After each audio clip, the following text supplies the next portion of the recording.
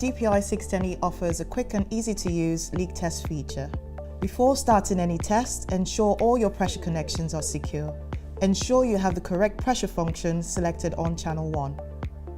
Launch the leak test from the task menu.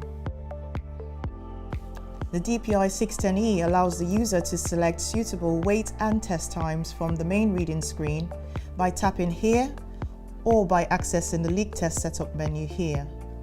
The wait time allows the pressure to settle before the actual test is started. This could be any value between 0 and 60 minutes. The default wait time is 1 minute. The test time is the period over which the actual leak testing is carried out.